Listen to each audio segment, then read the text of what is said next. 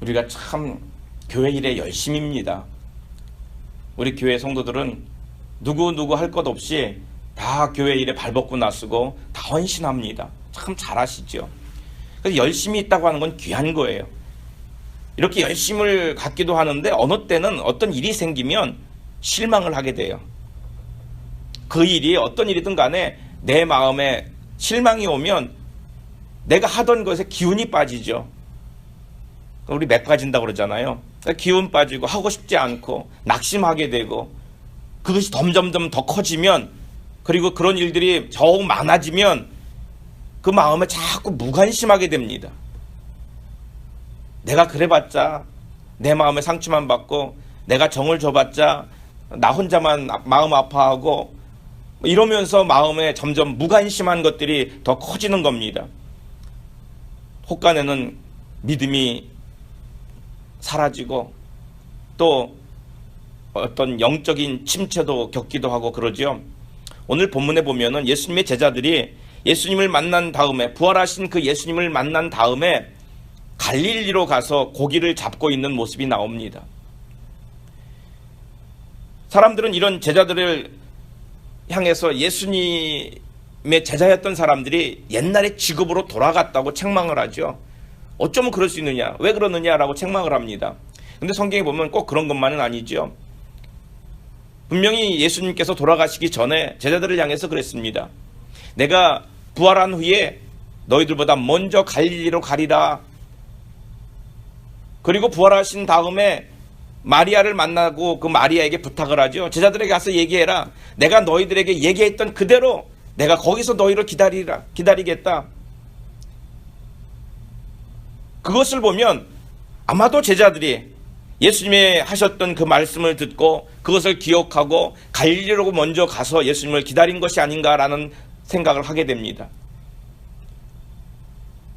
그런데 그들이 갈릴리로 와서 예수님을 기다렸는데 보니까 그냥 기다린 것이 아니라 어느 날 물고기를 잡으러 갑니다. 물고기를 잡으러 가자고 한 사람이 누구냐면 베드로가 그러죠. 거기서 물론 주님을 기다리고 주님을 올 때까지 계속 있으면 좋겠는데 그들에게도 고민은 있습니다.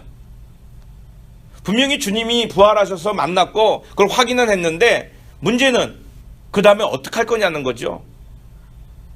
우리는 지금 알고 있어요. 성경을 읽어봐서 알고 있고 배워서 알고 있는데 그들에게는 처음 겪는 일이기 때문에 어떻게 할지를 몰라요. 분명히 예수님이 부활하시긴 하셨는데 이게 또 어떻게 되는 거지? 예수님이 그렇게 예전에 맥없이 붙잡히시고 그 고난받는 건 우리가 다 기억하고 있는데, 십자가에서 죽으셨던 모습 다 기억하고 있는데 그런 일이 또 닥칠 것인가? 아니 예수님이 부활하셨고 이제 어떤 하나님 나라에 간다고 하시면 그럼 우리는 어떻게 되는 거지? 이 땅 위에 남아서 우리는 무엇을 하는 것이며 우리가 예수님이 받았던 그 고난 우리도 또 같이 받아야 되는 것인가? 여러 가지 머릿속에 복잡한 생각이 있지요. 분명히 그들에게는 예수님이 부활은 하셔서 그것이 희망이었고 기쁨이었지만 당면한 문제를 속에 걱정할 수밖에 없는 거예요. 아직까지 그들은 확신이 없습니다. 그들이 성령 충만 받기 이전까지는 어떻게 해야 될지, 무엇을 해야 될지 도저히 갈피를 잡을 수가 없는 거였죠. 그리고 또 한 가지 우리가 알 수 있는 건 그들이 이처럼 와서 있긴 있는데 배가 고프잖아요. 뭔가를 먹어야 되겠는데 도대체 어떻게 먹을 것인가? 야, 우리는 고기 잡는 어부였으니까 우리 다 같이 고기 잡으러 가자. 아마 베드로가 그랬겠죠. 그래서 베드로와 함께 사람들이 다 고기를 잡으러 갔습니다. 근데 우리가 알듯이 밤새도록 고기를 잡는다고 애는 썼는데 한 마리도 못 잡았다는 거예요. 아니 그 사람들이 고기 잡는 초보자라면 또 이해가 돼요. 갈릴리 바다를 모른다면 그것도 이해가 돼요. 근데 그들은 갈릴리 바다에서 고기를 잡던 사람들이 기껏해야 3년 동안 예수님의 제자로서 3년을 살았잖아요. 그 예수님 만나기 이전에 어부였잖아요. 그러면 3년 동안 손을 놓고 있었던 일인데 이제껏 해왔던 그 일을 가가지고 한다고 해서 다 잊어버렸을까요? 아니잖아요. 그 바다도 알고 있고 어떻게 해야 고기를 잡는 것도 알고 있어요. 그런데 밤새 노력하고 애썼는데 불구하고 한 마리도 못 잡았다는 겁니다. 얼마나 실망했겠습니까? 그러지 않아도 지금 답답하고 마음이 낙심하고 어떻게 해야 될지 마음이 안정이 안 되고 있는데 이 고기마저 안 잡히네. 그러니 그들의 마음은 아마 우리가 생각을 해도 짐작이 됩니다. 그때에 예수님께서 그들에게 찾아오셨고 그 낙심하고 있는 실망하고 있는 제자들을 다시 회복시키는 은혜를 베푸셨다는 것을 오늘 알 수가 있습니다.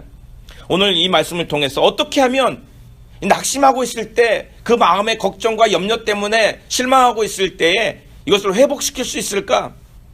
아니 주님은 그들을 어떻게 회복시키셨나? 오늘 이런 말씀을 한번 생각해 보려고 합니다. 첫 번째 보면은요, 먼저 그들이 언제 회복됐느냐, 어느 때에서 그 제자들이 이렇게 낙심하고 실망된 데에서 회복이 됐느냐를 보면 주님 없이는 안 된다는 사실을 깨달았을 때예요. 베드로가 야 우리 물고기 잡으러 가자라고 했다고 그랬잖아요. 그래서 따라 나섰습니다. 성경에 보면은 7사람인가요? 다 따라 나섰는데 그들이 사실은 더 전적이 있는 사람들이라 어느 누구도 고기 잡는데 뒤지는 사람이 아니에요. 그런데도 잡지를 못해요. 성경에 뭐라고 나와 있지는 않지요. 근데 우리도 그거에 대해서 사실 궁금하지 않아요. 왜냐하면 왜 고기를 못 잡았는지에 대해서는 관심이 없어요. 그날 무슨 고기를 못 잡는 특별한 때든지 고기들이 다 어디 출장을 갔든지 몰라요. 하여간 고기를 못 잡은 거예요. 중요한 건 뭐냐면 그냥 고기를 못 잡았다는 거예요. 왜 못 잡았냐는 중요하지 않아요. 고기를 못 잡았습니다. 이것이 성경에서 말하고 싶은 이야기예요. 성경에서 말하고 싶은 이야기는 뭐냐면 그들이 고기를 못 잡았다는 거예요. 당연히 잡아야 되는데 우리가 어떤 일을 할 때 그런 일 있잖아요. 당연히 하던 거고 이렇게 하면 이렇게 결과가 나와야 되는 건 당연한 건데 안 되더라는 거예요. 왜 안 되지? 분명히 내가 잘하는 일인데도 불구하고 했는데 열매는커녕 오히려 지탄을 받을 때가 있어요. 내가 수고한다고 참 수고했는데 막 사람들이 흉을 보고 어느 때는 마음이 속상하고 내가 이거 그만둬야 되나 이럴 때도 있잖아요. 지금 꼭 그런 상황이에요. 지금 제자들에게 말씀하시는 것이 바로 그겁니다. 안 되지? 못하지? 수고는 해봤지만 애는 써봤지만 얻은 거 하나도 없지? 예수님께서 잡히시기 전에 돌아가시기 전에 직전에 하셨던 말씀 가운데 이런 말씀이 있습니다. 요한복음 15장 5절 말씀이에요. 나는 포도나무요 너희는 가지라. 그가 내 안에 내가 그 안에 거하면 사람이 열매를 많이 맺나니 나를 떠나서는 너희가 아무것도 할 수 없습니다. 뭐라고 말합니까? 나를 떠나서는 너희가 아무것도 할 수 없음이라. 주님께서 우리들에게 주시고자 하는 말씀은 뭐냐면 나를 떠나서는 너희가 아무것도 할 수 없어. 포도나무가 가지에 붙어있을 때 그게 포도나무지, 잘라져 떨어져 있는 포도나무는 포도나무가 아니에요. 물론 눈에 보기에는 포도나무 가지예요. 눈에 보기에는 그냥 이파리도 쌩쌩하고 나뭇가지도 쓸만한 것 같이 보여요. 그러나 그거는 이미 죽은 거예요. 거기 물기 조금 있다고 살아있는 겁니까? 물론 며칠은 갈지 몰라요. 며칠은 살아있는 척할지 몰라요. 그러나 분명히 저건 죽은 거죠. 말라 비틀어질 것이고 이파리 떨어질 것이고 생명이 사라질 겁니다. 주님은 그 비유를 들면서 나를 떠나서는 너희가 아무것도 할 수 없느니라 라고 얘기를 하고 있습니다. 지금 제자들이 고기 잡는 일에 실패를 했습니다. 이 실패한 것을 우리가 보고 깨달아야 되는 것이 뭐냐면 제자들의 마음에 주님이 부활했는데도 불구하고 그들의 마음에 그 부활의 기쁨을 아직 소유하고 있지 못한 거예요. 주님을 만난 기쁨은 있겠지만은 부활로 말미암아 얻는 소망이 없는 거예요. 예수 그리스도를 믿긴 하는데 마음에 그 소망이 없어요. 예수님이 없는 거나 뭐가 다르겠습니까? 내가 예수님을 믿고 신앙생활을 하는데 내가 예수님 때문에 얻은 새 생명이 없어. 그런 삶을 살아간다면 어떻게 되겠어요? 제자들은 분명히 제자는 제자인데 그들은 고기 잡는데 실패했습니다. 그들이 돌아올 때의 마음이 어땠을까? 참 무거웠을 거예요. 마음도 그렇고 몸도 그냥 고생하느라고 얼마나 애를 썼겠어요. 안 될 때는요 더 힘들어요. 우리 사모가 일하잖아요. 장사를 한단 말이에요. 장사의 속성이라는 게 그래요. 손님들이 많이 찾아오고 뭔가 그날에 또 수입이 있으면 힘들어도 어디가 힘든지를 몰라요. 얼굴이 이렇게 벌어지죠. 그렇죠? 아마 다 겪어보셨을 거예요.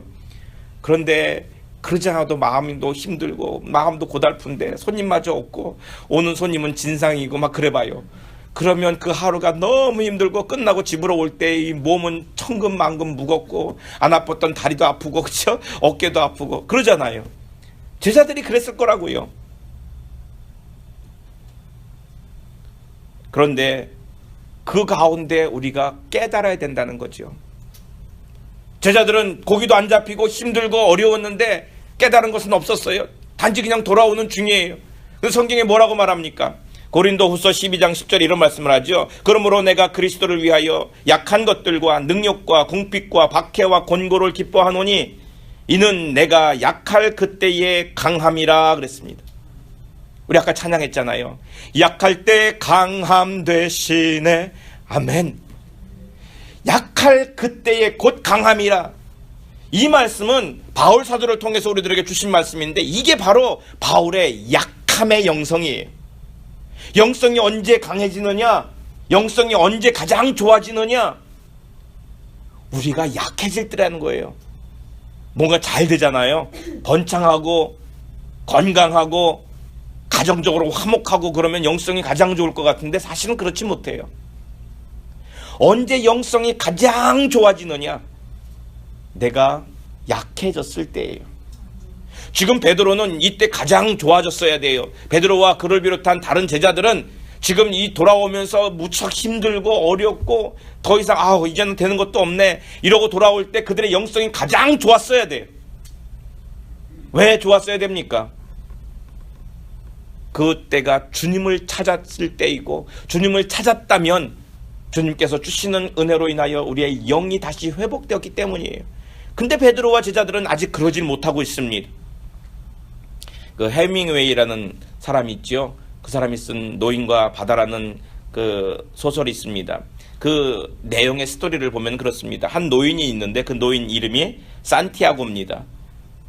그 사람이 84일 동안 아주 열심히 피싱을 했어요. 거기 아주 그냥 얼마나 끈질기게 참 대단했죠. 84일 동안 열심히 피싱을 했는데 드디어 큰 물고기 한 마리를 잡은 거예요. 기가 막히게. 이야, 내가 이거를 위해서 내가 이제까지 버틴 거야. 그러고 잡았는데 끌어올리려고 하다 보니까 너무 커가지고 이 배에 끌어올 수가 없는 거예요. 그래서 배에 끌어올리지 않고 배 뒤에다가 탁 묶어놓고 지금 항구로 돌아가는 거에 신났어요. 왜 신났냐면 사람들이 나를 얼마나 손가락질을 했는지 몰라요. 고기 잡는다고 하는데 고기는 잡지 못하고 자기들이 큰 고기 잡았다고 얼마나 놀리는지 몰라요. 서름을 받은 거예요. 그래가지고 이제 돌아가면 뭐라고 그러려고 하냐면 봐라, 내가 잡은 고기, 내가 이만한 고기를 잡았다고 좀 뻐기고 자랑 좀 하고 싶은 마음으로 막 돌아갔어요. 그래서 항구에 돌아가가지고 내가 잡은 고기를 자랑하려고 봤더니 웬걸 상어가 와가지고 이 고기를 다 뜯어먹고 뼈다귀만 남아있는 거예요. 이 산티아고는 얼마나 서운한지 몰라요. 이거 어떡하냐, 나 이제까지 고생하고 수고한 건 이거 가지려고, 이거 보여주려고, 내가 이제까지 고생한 거 수고한 거 이것 때문에 내가 다 해소됐다고, 이것 때문에 내가 성공했다고 생각하고 돌아왔는데 정작 남은 건 다 상어가 먹어버리고 남은 뼈다귀 뿐인 거예요. 자랑할 수가 없는 거예요. 해밍웨이가 하고 싶은 얘기가 그겁니다. 우리가 애쓰고 수고하고 뭔가를 이루겠다고 했는데 끝에 가서 보니까 이룬 줄 알았는데 와서 보니까 아무것도 없더라는 거죠. 내가 뭔가를 했다고 뭔가 자랑할 것이 있다고 막 생각을 했는데 지나간 다음에 나중에 돌아다 보면 그건 자랑할 만한 것이 못 되더라는 거예요. 허망하다는 거죠. 세상에서 이룬 것 보고서 야, 나는 이만큼 이뤘으니까 사람들이 나를 인정해 주겠지 라고 생각을 했는데 그건 아무것도 아니고 그건 썩어질 것이고 그건 없어질 것이라는 거예요. 우리 이민 와서 사는 사람들 중에 이렇게 얘기를 해보면요, 다들 한가닥 하는 신분들이야. 그 말이 뭐냐면 얘기해보면 나 옛날에 말이야 내가 이런 집에 살았었고 내가 옛날에 이런 차를 탔었고, 노인분들하고 얘기를 들어보면 내가 한국에서 뭐 했을 때 내가 이런 삶을 살았고 다 한가닥 했어요. 근데 지금 물어보면 뭡니까? 뭐라고 말하냐면 그거 다 필요 없어. 그거 다 필요 없어. 내가 지금 살고 있는 노인 아파트가 제일 좋아. 그분들에게 우리가 배울 게 뭐냐면 그거 다 필요 없다는 거예요. 똑같은 거예요. 우리는 우리의 삶 속에서 뭔가를 얻으려고 애를 씁니다. 그래서 그걸 통해 가지고 성취도 얻고 성공 신화도 좀 만들어 보려고 애를 씁니다. 그런데 문제는 그것이 우리를 다 채워주지 못하더라는 거죠. 실망한 거죠. 허무한 거예요. 하나님 없이 주님 없이 뭔가를 이룬다고 하는 것은 내가 무엇을 얼마만큼 이뤘느냐로 만족감을 얻을 수가 없어요. 그것은 결국은 우리들에게 오히려 갈증만을 느끼게 하고 허무하게만 만든다는 겁니다. 지금 예수님께서 고기 잡아서 고기 못 잡아가지고 허탈감으로 낙심한 가운데 돌아오는 그 제자들에게 얘기하시잖아요. 얘들아, 너에게 고기가 있느냐? 예수님이 알았을까요? 몰랐을까요? 근데 예수님이 물어보시는 거예요. 참, 예수님도 뻔히 아시면서 뭘 물어보세요? 야, 너희들한테 고기가 있느냐? 너희들 고기 잡았느냐? 예수님이 물어보시는 의도가 뭡니까? 너는 정말로 잡았지? 그렇지? 이런 뜻이 아니에요. 너는 잡지 못했지? 라는 걸 확인시키고 있는 거예요. 너 성공했냐? 라고 물어보는 건 성공했지? 너 성공했구나를 물어보는 게 아니에요. 너 성공하지 못했지? 너 만족하지 못했지? 그걸 물어보는 거잖아요. 지금 예수님께서 제자들에게 물어보는 거예요. 야, 너 정말로 고기 잡았니? 너 성공했어? 너 만족해? 그런데 제자들이 뭐라고 말합니까? 지난밤에 잡은 것이 아무것도 없습니다. 밤새 노력을 했는데 잡은 게 아무것도 없어요. 자기의 진짜 모습을 고백하는 거예요. 자기 진짜 모습 고백하는 거 쉽지 않아요. 특히 우리 한국 사람들은요, 약간의 허세가 있어. 그래가지고 사실 없어도 주머니에 뭔가 있는 척 좀 해야 되고, 내가 오늘 뭔가 좀 잘 못했어도 좀 괜찮은 것처럼 남한테 좀 뒤지는 게 좀 싫은 게 있잖아요. 근데 어느 때는 특히 하나님을 향해서는 진실한 고백이 있어야 돼요. 내가 하나님을 향해서 허세 부려서 뭐 하겠어요? 하나님을 향해서 내가 있는 것처럼 가진 것처럼 기쁜 것처럼 그래서 뭐 하겠어요? 하나님을 향해서는 진실한 고백만이 필요한 거예요. 내가 밤새도록 노력했는데요, 잡은 게 아무것도 없어요. 내가 있는 기술 없는 기술 다 했거든요. 내가 그래도 옛날에는 한 가닥 한다는 사람이었는데 도대체 이상하게도 이게 아무것도 안 되네요. 그가 고백을 합니다. 그가 고백했다는 그 속에는 뭐가 있냐면 자기 자신의 모든 것들을 다 내놓는 거예요. 나 없어요. 못했어요. 못 잡았어요. 나 망했어요. 나 자신을 하나님께 그대로 보여준다는 것은 결국은 나를 낮추는 거예요. 주님, 내 모습이 이 꼴이네요. 내가 속에서 들여다보니까 의로움은 하나도 없고 내 안에 더러운 죄들만이 남아있네요. 남을 미워했던 마음들만 남아있고요. 누구를 위해서 좀 도우려고 애썼고 하나님의 뜻을 이루려고 선을 이뤄보려고 애를 썼고 주의 말씀을 쫓아가려고 발버둥쳤던 건 하나도 없고 들여다보면은 나만을 위해 살으려고 애썼고 내 욕심 채우려고 애썼던 것밖에 남은 게 없네요. 자기 모습을 드러내가지고 나의 낮아져 있는 내 추한 모습을 봐야 되는 거예요.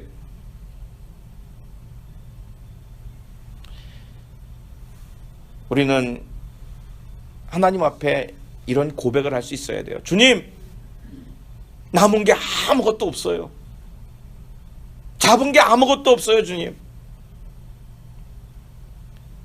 그렇게 주님 앞에 나올 때 주님께서는 그때부터 우리를 붙잡아 주실 줄 믿습니다. 내가 주님 없이 했었던 모든 것들 성공처럼 보인다 할지라도 그것이 실패인 것이고, 또한 역시 따져보니까 이룬 것은 아무것도 없다는 것, 내가 주님 없이 해봤더니 아무것도 안 됐다는 것, 이거 깨닫는 것이 우리 회복의 시작입니다. 두 번째는요, 주님께 순종해야만 회복이 된다는 사실입니다. 우리가 알고 있듯이 예수님께서는 뭐라고 말합니까? 고기 하나도 못 잡았다고 얘기했더니 뭐라고 말하냐면 너 그물을 배 오른편에 한번 던져봐라 그래요. 배 오른편에 던져봐라. 예수님이 고기를 잡아본 적이 있을까요? 예수님은 고기잡이 출신이 아니에요. 예수님은 목수 출신이세요. 만약에 목수에 대한 일을 하신다면은 뭔가 좀 전문적인 얘기를 하실 텐데 주님은 그건 전혀 몰라요. 물길 속을 몰라요. 근데도 얘기하시죠. 그 제자들이 그 얘기를 들었을 때, 이거 이 바다에 대해서 나한테 얘기하는 사람이 있어. 자존심 상할지 몰라요. 내 전문 분야를 누가 아는 척을 하잖아요. 그러면 굉장히 기분이 나빠요. 이 사람이 날 무시하나? 피아노 잘 치는 사람이 막 피아노 치는데 어떤 사람이 여기 가서 괜히 뭐 옆에서 아는 척 하잖아요. 그래서 그죠? 마음속에 뭐예요? 치카치게 뭘 한다고? 왜냐면 내가 잘하는 건데 다른 사람이 얘기할 때 자존심 상하는 거예요. 지금 예수님이 하는 그 소리를 듣고 제자들이 기분 나빴을 거예요. 왜냐면 제자들은 아직 예수님이 누군지 몰라요. 나에게 얘기하시는 그분이 누군지 몰라요. 그러니까 저 사람이 누군데 말이야. 우리한테. 우리가 여기서 태어나서 여기서 이걸로 생업을 살아왔던 사람인데. 그런데 그들이 던졌다는 거예요. 성경 말씀이 뭐라고 말합니까? 이에 던졌더니 그래요. 따져보고 던지지 않았어요.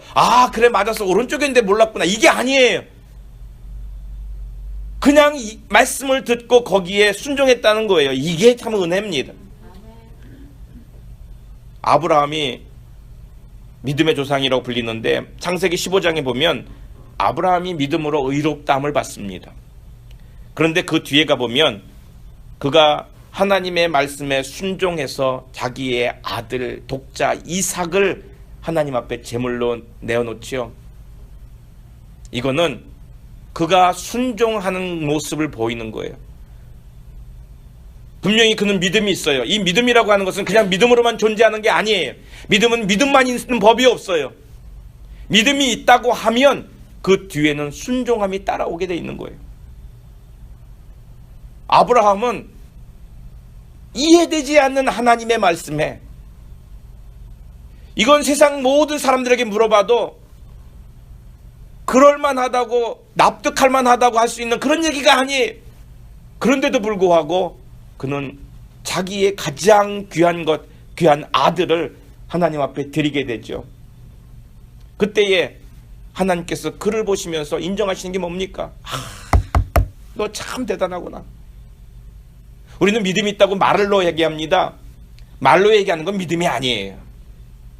베드로 사도가 그랬죠. 내 믿음을 내가 내게 보이리라. 믿음은 보여지는 거예요. 믿음이 눈에 안 보이는 게 아니라 믿음으로 말미암은 순종함이 보여지는 거예요. 그들이 순종했을 때에 열매가 나타납니다. 순종했더니 그들이 많은 것을 거뒀어요. 많은 것을 거뒀다는 얘기는 물질적으로도 풍성해졌다는 얘기죠. 그런데 이것은 물질적으로 풍성해진 거예요. 더 큰 은혜가 생겼어요. 순종하고 나니까 그들이 얻은 게 또 있어요. 그 말씀을 순종해가지고 고기를 잡고 보니까 뭔가 또 떠졌어요. 뭐가 떠지냐면 영적인 눈이 떠진 거예요. 그 말씀에 뭐라고 얘기하냐면 그 중에 한 제자가 얘기를 합니다. 야, 주님이시다.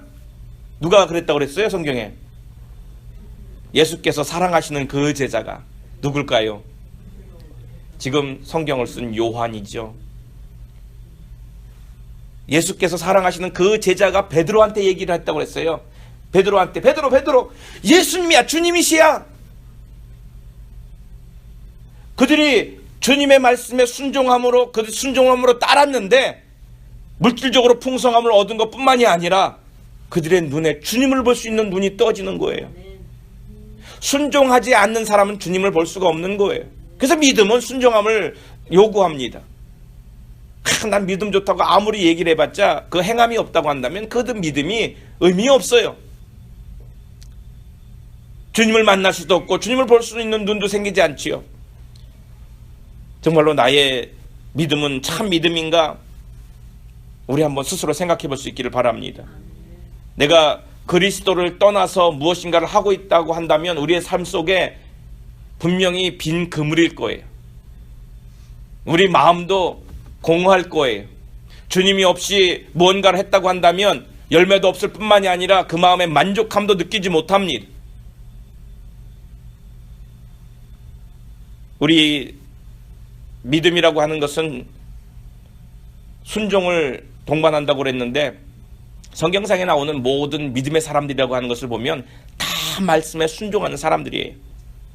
바울도 그랬잖아요. 예수님 만나기 전에는 예수님을 믿는 사람들을 핍박했지만 그러나 예수님을 만난 그 이후로부터는 예수님이 하시는 그 어떤 곳에도 반대하는 법이 없는 자이고 내가 계획을 세웠다 할지라도 주님이 명령하시고 성령께서 말하시는 그것을 늘 순종하며 따랐던 사람 아닙니까? 그건 순종의 사람이에요. 바울뿐만이 아니죠. 우리 성경에는 아주 기가 막히게 기억 많이 나는 분이 있습니다. 나만 장군. 축복을 받은 사람이에요. 얼마나 큰 축복을 받았습니까? 몸에 문둥병이 있는데 이 문둥병을 낫는 축복을 받았어요. 어떻게 함으로 낫습니까? 그는 순종함으로예요. 이해되었기 때문이 아니에요. 판단해봤기 때문이 아니라 순종했기 때문에 낫다는 거예요. 이게 큰 은혜예요. 순종함의 은혜예요. 나면서부터 소경되었던 사람도 그러죠. 가서 씻어라. 그 물보다 더 좋은 물이 여기 있는데요. 내가 굳이 거기까지 가야 됩니까? 안 보는 사람이 지금 갖다 떠다 주면 안 될까요? 그런 거 따지지 않습니다. 하라고 하니까 하는 거예요. 그랬더니 눈이 치유가 되는 그 놀라운 축복을 받았잖아요. 이게 은혜입니다. 우리는 주님 앞에 순종함으로 나갈 때 주님이 주시는 축복을 받을 수가 있어요. 주님 앞에 회복되는 역사가 있는 것입니다. 또 한 가지 세 번째로 본다면 주님을 사랑할 때 우리의 신앙이 회복된다는 사실이에요. 내가 주님을 사랑하는가를 한번 확인을 해봐야 됩니다. 우리 21장 15절부터 17절에 보면 예수님께서 베드로에게 이 모든 일이 있은 이후에 베드로에게 물어보죠. 3번씩이나 물어봅니다. 뭘 물어봅니까? 요한의 아들 시몬아, 내가 나를 사랑하느냐 물어보죠. 그것도 거듭해서 3번씩이나. 지금 예수님이 베드로한테 베드로의 과거를 물어보지 않아요. 너 예전에 나한테 이렇게 했잖아. 너 나한테 이렇게 약속했잖아. 너 나를 지킨다며. 너 나에게 이렇게 서운하게 했어. 너 나를 두고 도망갔어. 예수님이 그런 거 저런 거 따지지 않아요. 과거를 얘기하지 않아요. 과거의 잘못을 들춰내려고 하는 것이 아니에요. 지금 주님이 물어보는 건 뭡니까? 너 지금 말이야. 너 지금 나를 사랑하니? 우리는 자꾸 예전 얘기를 많이 합니다. 특히 나이가 들면 나이가 들수록 옛날 얘기를 많이 한대요. 그래서 내가 나이가 들었나 안 들었나는 옛날 얘기를 자꾸 꺼내면 이게 내가 나이가 들어가고 있는 것보다. 저도 요즘에 가만히 생각을 해보니까 미래의 얘기보다는 내가 옛날에 있었던 일, 우리는 옛날에 이랬지, 뭐 이때는 이랬지라면서 옛날 얘기를 자꾸 하잖아요. 내가 나이가 들어가고 있구나. 그걸 느끼게 됩니다. 그런데 자꾸 미래 얘기를 하라는 거죠.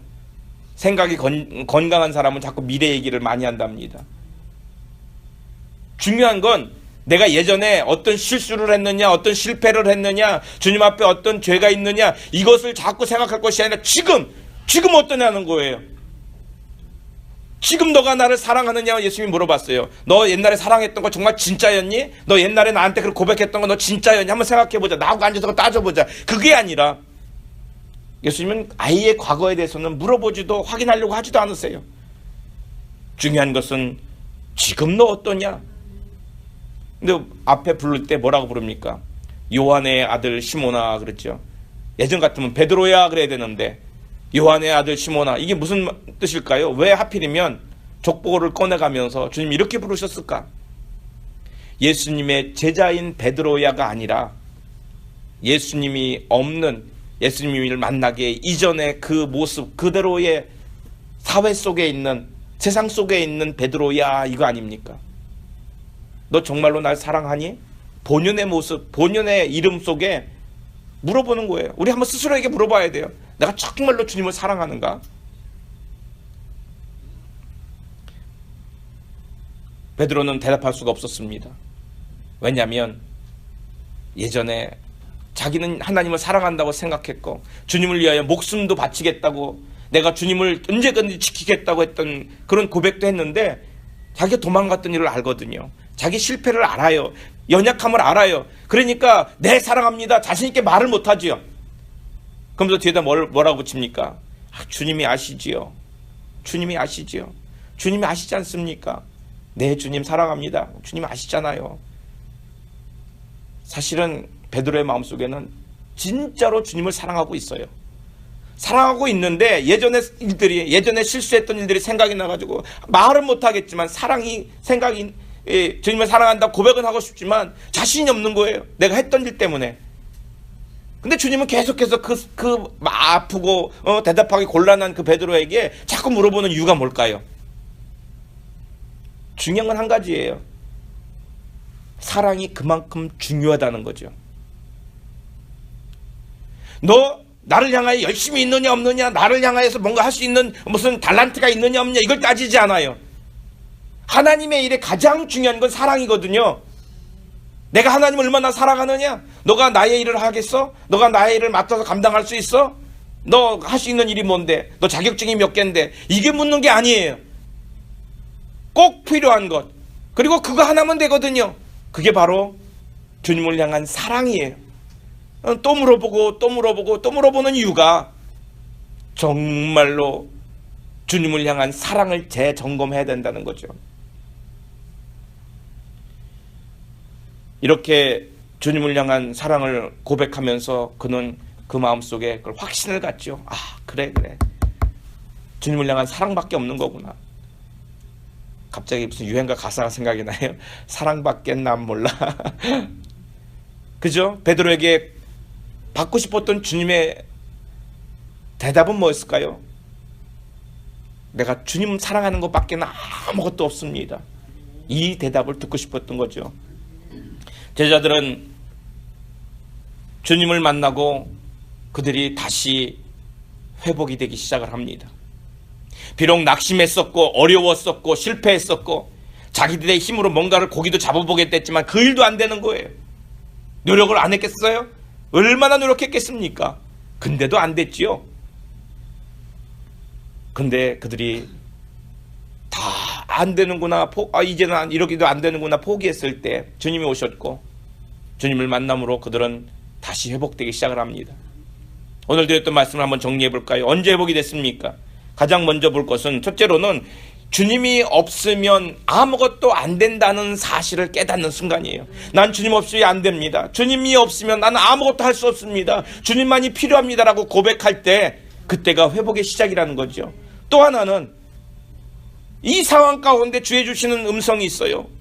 이 상황 가운데 주의 주시는 말씀이 있어요. 주의 주시는 사명이 있어요. 그것이 있다고 한다면 그것에 순종할 때 아이 하나님 지금 내가 급한 게 그게 아닌데, 내가 지금 급한 게 그게 아닌데 왜 그렇게 말합니까? 이게 아니에요.